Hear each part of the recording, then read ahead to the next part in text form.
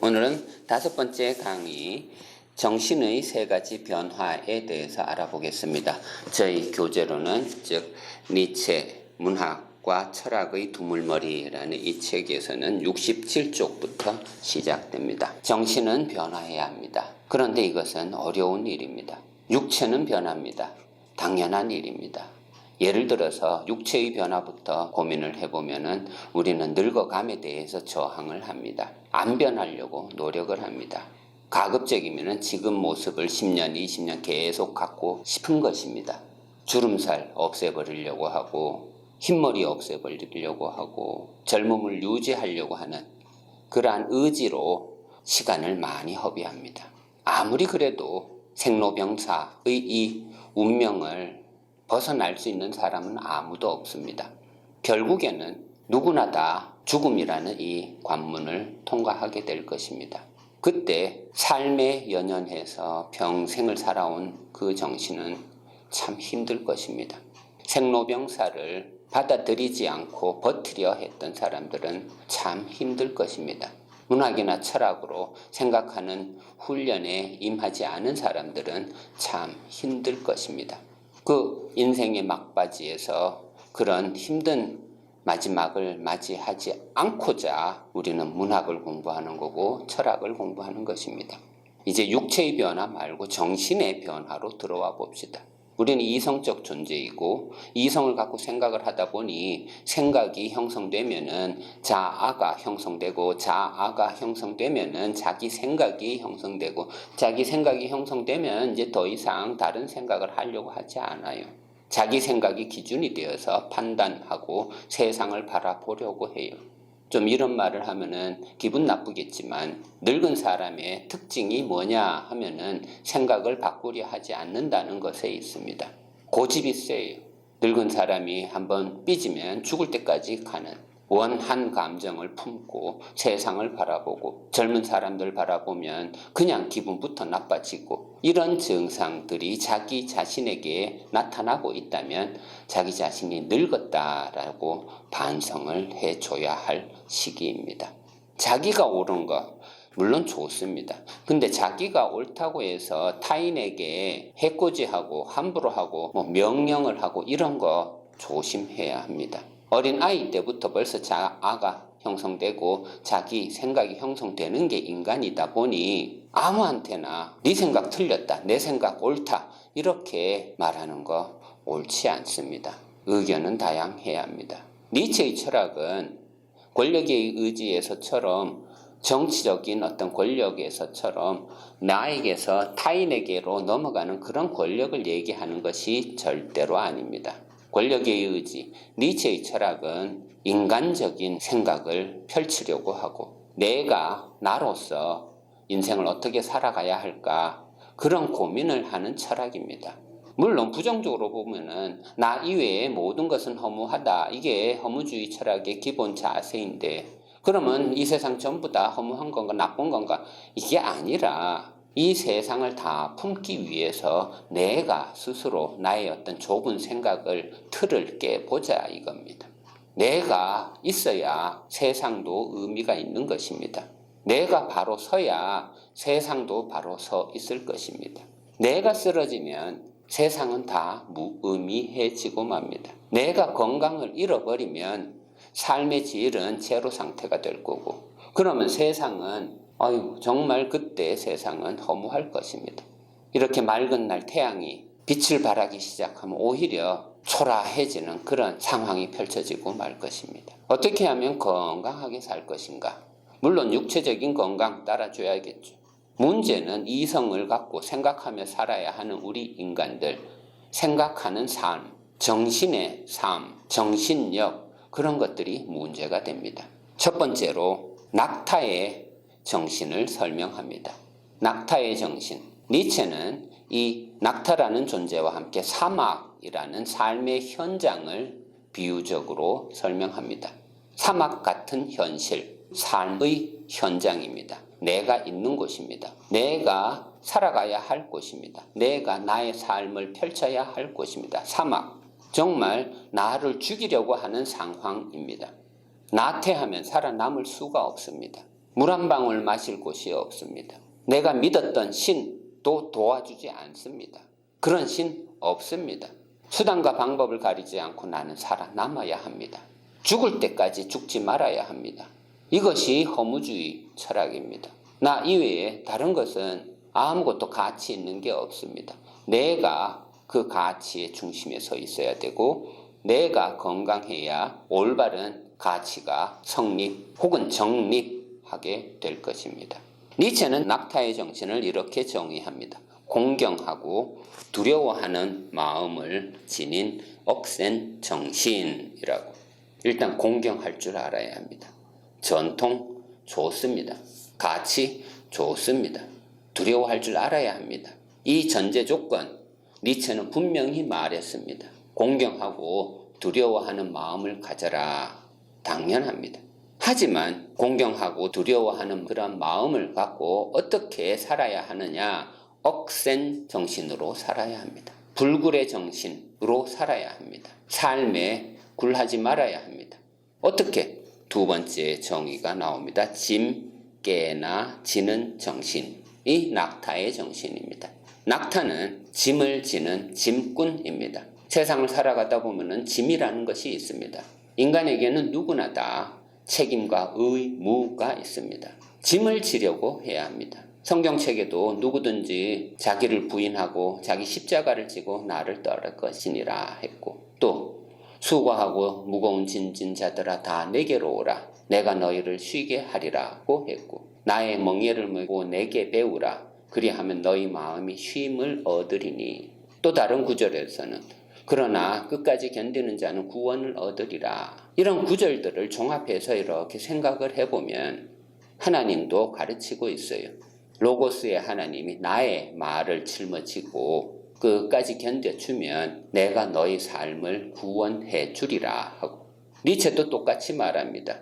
니체도 수많은 말을 되새김질해 달라고 합니다. 많은 문장들을 외워달라고 합니다. 다만 짐으로 짊어져야 할 그 말 혹은 외워야 할 그 말 내용이 다를 뿐입니다. 여호와 하나님은 자기가 기준이 되어서 넌 어떻게 하라, 내가 명령하는 것을 깨달아라 이렇게 말을 하지만 니체의 허무주의 철학은 네가 중심이 되어서 어떤 말을 하고 어떤 말로 세상에 임해달라 이런 요구입니다. 너의 삶의 주인공은 바로 너야. 이 말을 하고 있을 뿐입니다. 그 말을 짊어지기가 그렇게 힘든 것입니다. 누구나 다 하나님을 믿고 하나님께 내 인생을 맡겨버리고 믿으면 천국 가리라 이러한 논리 좋습니다. 하지만 니체는 천국이 그렇게 호락호락한 것이 아니라고 가르칩니다. 노력하고 투쟁하고 나는 이라는 주어를 가지고 문장을 한번 만들어보고, 학교에서는 나는 이라는 주어로 써가는 그 문장을 틀리다 나쁘다라고 가르칩니다. 사물 혹은 주어조차 없애버리는 그런 문장을 좋다라고 생각합니다. 하지만 허무주의 철학은 나 없으면 다른 거 다 가치 없습니다. 내가 있으니까 이 세상도 가치 있는 것입니다. 나를 바로 세우기 위해 나를 주어로 삼는 그러한 언어를 짐으로 삼아서 한번 사막 같은 이 현실을 견뎌보자. 이게 낙타의 정신입니다. 두 번째는 사자의 정신입니다. 사자는 물론 밀림의 왕자이지만 지금 니체의 비유, 이 세 가지 비유가 변화가 일어나는 과정, 그것이 일어나는 곳은 사막이라는 현장입니다. 사막에서 낙타가 사자로 변화해내야 합니다. 사자는 힘의 상징입니다. 사자는 강탈할 수 있는 존재입니다. 사자는 자기가 주인입니다. 자기 마음대로 하는 정신입니다. 파괴 정신입니다. 도덕의 계보에서는 블론데 베스티에라고 해서 금발의 야수라는 말을 사용하기도 했습니다. 히틀러 시절에는 이 말이 게르만 민족, 즉 독일 민족을 대변하는 개념이 되기도 했습니다. 주인도덕 맞습니다. 사자는 자기 자신이 주인입니다. 이 주인도덕으로 변화가 일어나야 합니다. 짐을 지고 책을 읽어가면서 뭔가 외우려고 하고 공부하려고 하는 공경하고 두려워하는 그러한 마음으로 살고 있던 낙타, 사자가 되어야 합니다. 기존에 있던 가치들, 내가 짊어지고 있던 가치들 다 깨버릴 수 있어야 합니다. 그래야 창조가 이루어질 수 있을 것입니다. 복종하는 마음으로는 주인이 될 수 없습니다. 사자가 죽여야 할 적을 용이라고 말을 하고 용에게서 이름을 발견하게 됩니다. 니체는 그 용의 이름을 이렇게 정의합니다. Du sollst라고. 독일어에서 du는 너란 뜻이고 졸스트는 도덕적인 의미에서 마땅히 너는 뭐뭐 해야 한다라는 조동사입니다. 졸렌 동사는 뒤에 본동사를 취해야 합니다. 마땅히 뭐뭐뭐뭐 해야 한다. 그 뭐뭐뭐뭐라는 동사는 뒤에 와야 합니다. 너는 마땅히 뭐뭐 해야 한다. 이것이 깨야 할 적, 깨야 할 용입니다. 내가 마땅히 뭐뭐 해야 한다. 그런 게 뭐가 있습니까? 이 세상에. 내가 두려워해야 할 어떤 행동이 뭐가 있습니까? 내가 하지 말아야 할 생각이 뭐가 있습니까? 생각은 자유인데 생각의 자유를 실현하기 위해서 해야 할 혹은 가져야 할 용기가 있습니다. 그게 바로 사자의 마음입니다. 사자의 정신은 두려워할 게 하나도 없습니다. 사자의 정신은 니체는 이렇게 또 정의합니다. Ich will이라고. 독일어로 ich는 나, will은 볼렌 동사에서 원하다. 나는 원한다. 이 볼렌 동사도 조동사라서 뒤에 본동사가 따라와 줘야 합니다. 뭐뭐 하는 것을 나는 원한다 라는 뜻입니다. Ich will, 나는 원한다. 사자의 정신은 내가 원하는 대로 살아가는 것입니다. 헤르만 헤세의 데미안을 읽다 보면은 모토에 이런 말이 있습니다. 내 안에서 솟아나오려고 하는 것을 나는 살아보려 했다. 근데 그것이 왜 이렇게 힘들었을까? 그것이 데미안의 모토입니다. 내가 원하는 대로 사는 거 쉬울 것 같지만 아주 어렵습니다. 사자의 단계까지 오는 것만 해도 아주 힘든 과정입니다. 그런데 니체는 여기서 멈추는 게 아니라 또 다른 변화를 요구합니다. 사자가 됐다면 이제는 어린아이가 되어달라. 어린아이는 굉장히 설명이 장황해집니다. 순진무구하고 망각. 존 로크는 타블라라자, 즉 텅 빈 칠판이라고 말하기도 합니다. 뭐든지 가르쳐주면 스폰지처럼 다 빨아들이는 그런 정신. 또 세 번째, 새로운 시작. 저는 어렸을 때 just do it이라는 구절을 좋아했습니다. 제가 사용했던 사전, 에센스 사전이 있었는데 그곳에 just do it을 자 지금부터다 라고 번역을 해 놓았습니다. 그 번역어가 너무 마음에 들어서 just do it을 자주 입에 담았고 글 속에도 자주 썼습니다. 자 지금부터다. 또 네 번째, 놀이의 정신입니다. 아이들의 세계, 동심의 세계는 놀자입니다. 놀 수 있으니까 하루 종일 놀려고 합니다. 어른들이 아이들과 놀려고 할 때 10분만 놀아도 힘든 이유는 노는 정신이 부족하기 때문입니다. 물론 어른들도 자기 친구들을 만나서 놀면 하루 종일 놀 수도 있습니다. 시간 가는 줄 모르고 놀 수 있습니다. 그런데 다른 사람, 어린 아이와 놀려고 하면 힘들어집니다. 노는 방식이 다르고 노는 형식, 내용이 다 달라지기 때문입니다.